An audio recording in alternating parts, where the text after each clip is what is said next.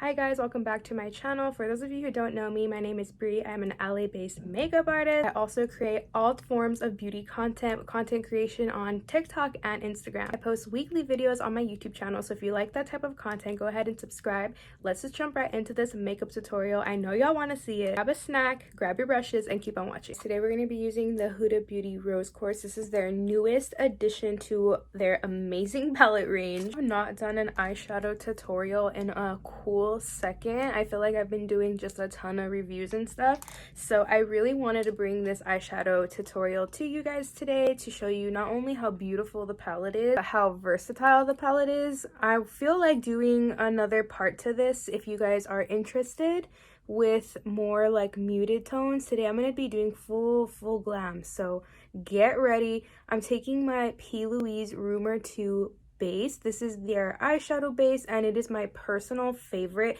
to do any type of vibrant eyeshadow look. You can, of course, always go in with a concealer of your choice, but the P. Louise base just makes it all blend out so seamlessly, and it gives the true color of the pigments from the shadows or any loose pigments you're using. Taking the palette, I'm gonna go in first with this shade right here. It is a very baby doll pink. I am obsessed. It's almost giving off like violet tones. This is the shade Happiness, and that is my first initial shade that I'm gonna go in with. Shade is giving off very pinky violet, which is that perfect like baby pink that everybody is going for right now, especially in blush.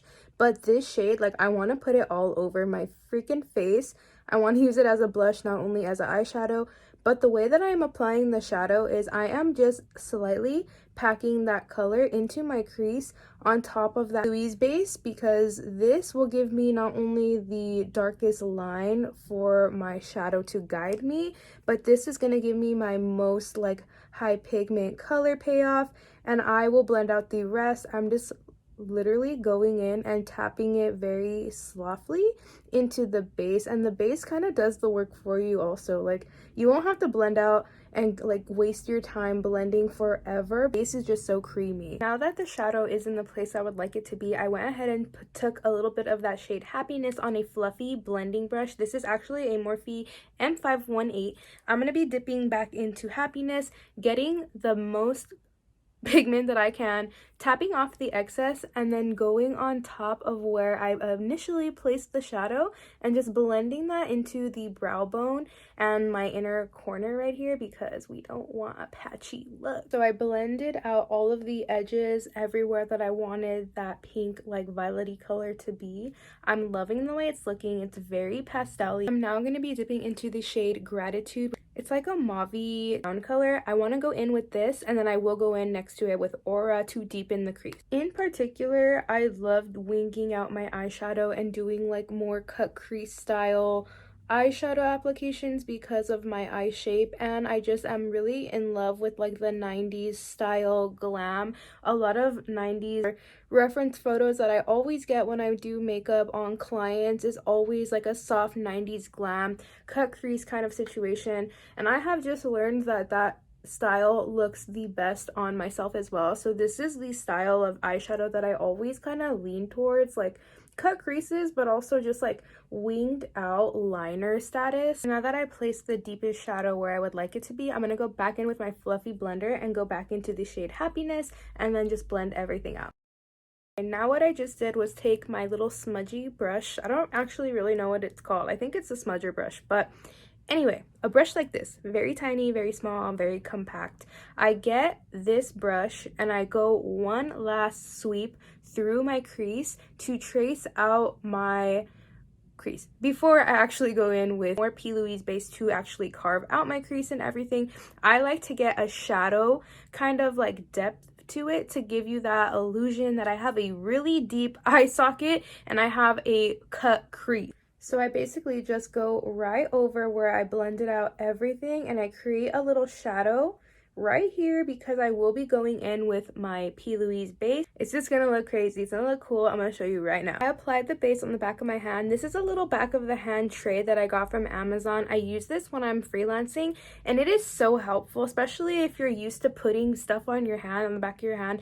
I know I am. I'm guilty of it and it's not sanitary to do that. They're so handy, so sanitary, and they're the best. So I will link them below for you guys in the description to check it out if you're interested in maybe grabbing one of these for yourself or for your kid. I have now cut the crease to perfection with this Morphe brush and my P. Louise base. The Morphe brush that I'm using is the M116. I have to always look down at it because I have so many freaking brushes and I'm like, which one is which, girl? I want to mention, when I cut my crease, I do have my eyes open because I need to make sure that when I open my eyes, I'm not going to get any weird clumpiness going on, especially since my eyes are a odd shape. First of all, I pack it in very tightly and then just continue on. I'll follow my shape, but then I will open my eye and I will go over it just to make sure that we don't have any weird ass looking shadow. I'll then go back in with this little smudger brush and just create like that shadow anywhere I lost it or where it doesn't look like I would like it to look anymore,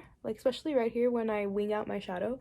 I just go back in very softly. What I'm going to do is I'm going to grab some translucent powder and just dip my brush into that powder and slightly set the P. Louise base because I am going to be going over top with some glitters and I just do not want any clumpiness happening. So I just take the powder on a fluffy brush and just tap it into my crease. Now that the base is set, I'm going to go back in with my fluffy brush, dip into that last shade Happiness, the very violet-y one, and I'm going to go right back and just press that in. I'm not even gonna blend, I'm just gonna tap, and that will bring back the violet color. If I ever lose pigment where I would like it to be more vibrant, I'll just go ahead and dip in and ever so slightly tap and tap and tap. I won't even blend, I won't go back and forth, I won't go in circles, I'll just tap it. That will leave the pigments to shine their brightest color. I'm going to be taking the shade Self Love on my finger and just going right in directly on the finger, tapping it onto my lid. I'm going to be layering a few of these glitters,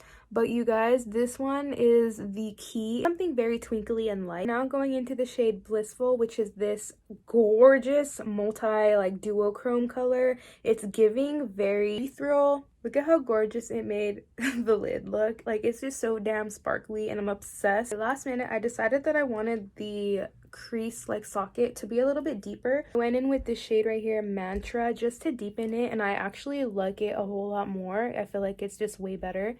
So adding that shade in the beginning should have been done. I didn't do that. I'm always very indecisive when I do my shadow. Like, I never have like an actual look in mind. I just kind of go in and clean up any fallout that I had from my eyeshadow with my Beekman makeup wipe.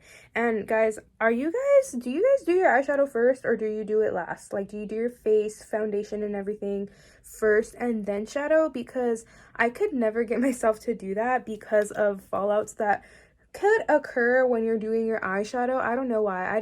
I love doing eyes first. Look 2 also gives me very like bratzy vibes, and that's my literal goal. I'm gonna take some Huda Beauty eyeliner. They actually just sent this to me also. This is the Life Liner Quick and Easy Precision Liquid Liner, and honestly guys, I was very impressed with the tip. I've already used this once before and I love it, so I'm gonna be going in and doing a cute little wing. I had and applied the eyeliner, but you guys, this eyeliner is so easy to use, especially I would say honestly if you are intermediate. I wouldn't say full-on beginner in makeup go run to get this, but it is very easy. I feel like with practice you'll be amazing at it, applying it, but the tip is so freaking thin that it really gets you that thin liner, and then as you go you can get gradually thicker at the wing. It is very flexible and that's what I like about it. It doesn't get stuck and your eyeliner doesn't get all messed up when you get into like one of those hard to reach places. I hate when felt tip liners do that. They get stuck and then you get like clumpiness in the inner corner when you're trying to be really